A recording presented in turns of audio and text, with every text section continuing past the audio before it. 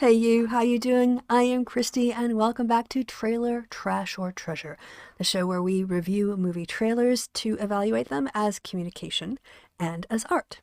Now the scene here might look a little bit familiar, my clothes might look familiar. If you think I am not going to binge record a bunch of Christmas videos, then you don't know me. I work smarter, not harder, and this took a long time to set up. So expect that I'm going to be dressed this way with this background for the next couple of videos, but that's not the important thing. The important thing is that today we're going to look at A Christmas Carol, in particular, the one from 1951, starring Alistair... What's his name? Dang it, Sim. Alistair Sim. I had it all prepped and then I flubbed it. Also, it was directed by Brian Desmond Hurst. This personally is my favorite Christmas Carol movie of all of them. So I was really happy when someone made this suggestion because I was hoping somebody would. So we're going to have a look at the trailer here now. Obviously, this is going to be old school, seriously old school, back from the 1950s. But that doesn't necessarily mean that it's not going to be able to score well on the metrics of visuals, sound, and concept. All right, let's have a look and see what the trailer is like. What fell over? Ooh. Oh, my bumble. So fiddly. You and your star are like the worst part of my Christmas. There you go. That wasn't so hard, was it?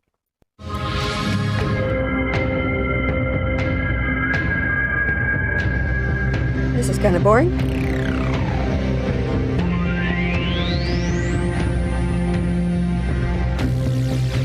The trailer to the trailer might be as long as the trailer. Oh, that's loud. I might back that up a bit.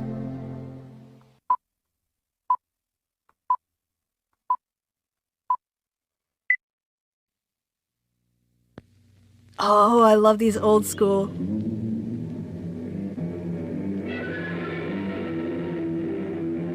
I'm liking this so far.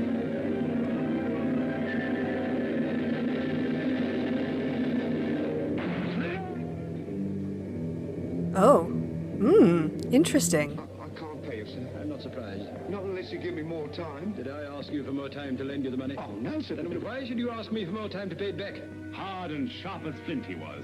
You ask Bob Cratchit about him. This timid and intimidated little clerk is portrayed by Mervyn John. Mrs. Cratchit. Okay, it's okay. All right, so I'm liking this so far. If you guys are knowing me, if you're watching these shows, you're knowing me better now, and you know that I like a bit of subtlety. I don't want everything just... I think movie trailers should be burlesque.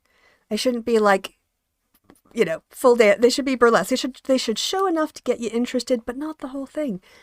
I like the fact that there isn't narration until we get pretty far into the trailer here. We open up with visuals and sound, a soundtrack that is meant to convey the emotionality, the tension, right, of the moment. The visuals are all designed to reinforce it. So let's have a look, right? So the first thing is the intention here is to give a bit of foreboding because Scrooge is an intimidating character. He's scary. He's a mean guy and he ruins people's lives. So let's see how they went ahead and conveyed this.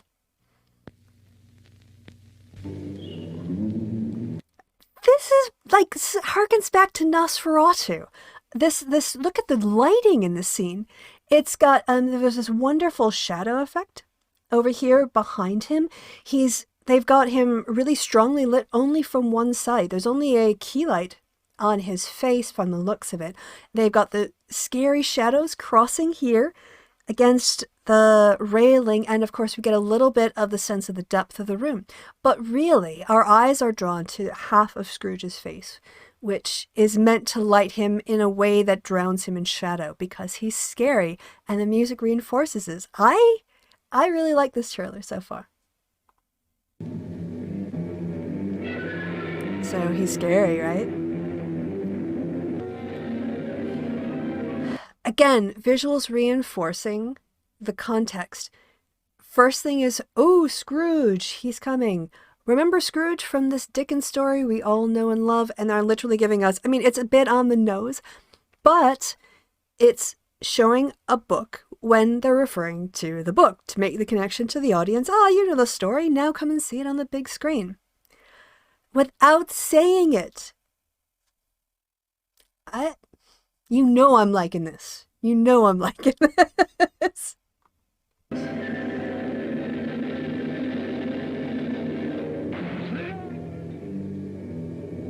All right, more scary stuff, right? More horror. I'm not surprised.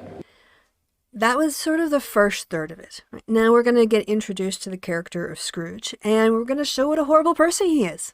These scenes are designed to show us his motivation as a selfish, uncharitable person. And that's meant to be then juxtapositioned against, his poor clerk who he terrorizes. Not unless you give me more time. Did I ask you for more time to lend you the money? Oh, no, sir. Then why should you ask me for more time to pay it back? Hard and sharp as flint he was. You ask Bob Cratchit about him. This timid and intimidated little clerk. Interesting, too, that the voiceover doesn't jump in with a "this winter" or whatever else. Like, the narrator is coming in like they're having a conversation with us, like a little aside. Yeah, this guy is a big jerk. Just ask his employee. Again, way more subtle than the God's eye view narration of a trailer that we often see. More liking from me. It's portrayed by Mervyn John. Mrs. Cratchit by Hermione Baddeley. Okay, so here we're dropping in the names of the stars in order presumably to get the audience to recognize people that they would want to go and see in a movie. So they're kind of like mixing up the message now with a little bit of, oh, you know this person and you love everything that he's been in, kind of thing. The little lame boy, the great-hearted Tiny Tim, is played by Glyn Dearman. Michael Hordern gives a spirited portrayal of Jacob Marley, the ghost who changes Scrooge from sinner to saint. Okay, so here what we've got going on is the narrator is now coming more and more out of the world, unfortunately. Well, but they did show the awesome special effects, and they're going through the list of characters that we should know well from the story. So I think that that's what they're trying to do here, is make the connection between great actors in a story you already know and love. Again, with the visuals, I love this. Just like, let's take a moment to think about how they composed this scene. It's a black and white movie, so you have to work with contrast. You have the white snow in order to show that it's Christmas. And then you have the fog of London, which is very classic.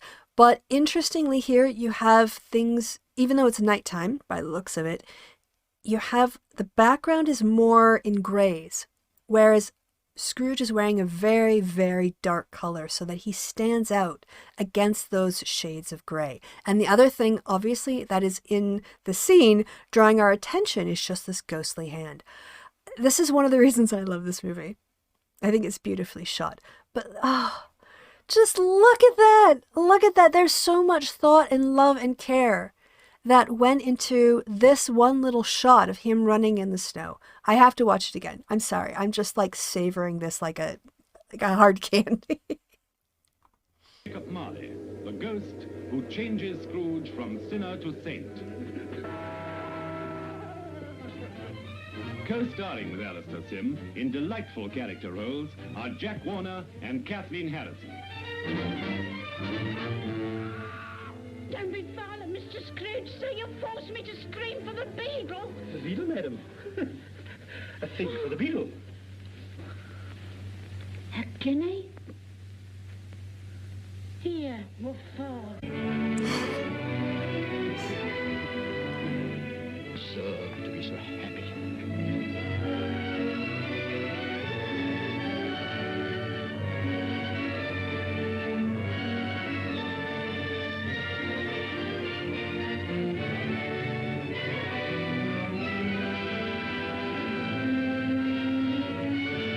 And happiness at the end, right? Oh my gosh. Wow, I really liked that. Let me go back here. Sorry, get to the right one. I think you already know what I'm going to say because I was just fawning all over that trailer. It really does the things that I think are good. Now, it does it in a 1950s way, but you can see how there is a concept here. In order to link people to a story, they also have a competing message, which is dropping name dropping, dropping names of all of the stars in order to use that to get people in. which that's their tactic. I can't evaluate that. I don't know the effect that would have on a 1950s audience, but I don't think that they do it in such a way that it distracts too much from the overall trailer.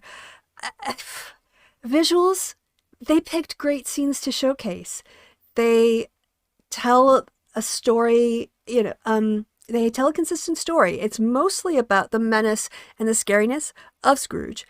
That moment there with the longer cut between the actress, I can't remember her name, and Scrooge on the staircase, it's one of the longer scenes. And I think it's meant to show you that moment of transformation without showing too much of that moment of transformation.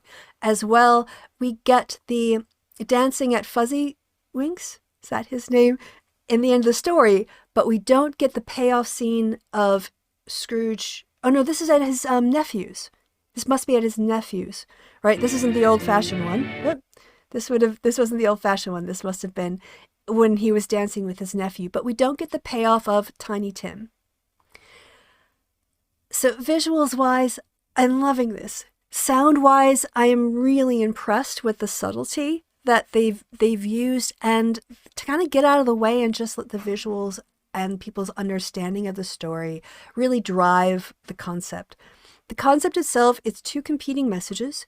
They have, on the one hand, they want to advertise the story that is like a scary Christmas story, a Christmas ghost story, which is what it is, but they don't show us any of the ghosts, which I also really like. Then the other thing is that they're, trying to bring the audience in on the credibility of the actors, which doesn't age as well, but I understand their motivations.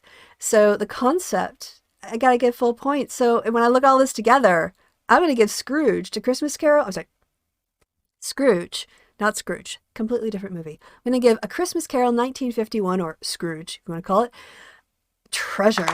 This is treasure. Loved it, loved it, loved it. I think you know where that was going basically about halfway through this, but I'm going to make it official.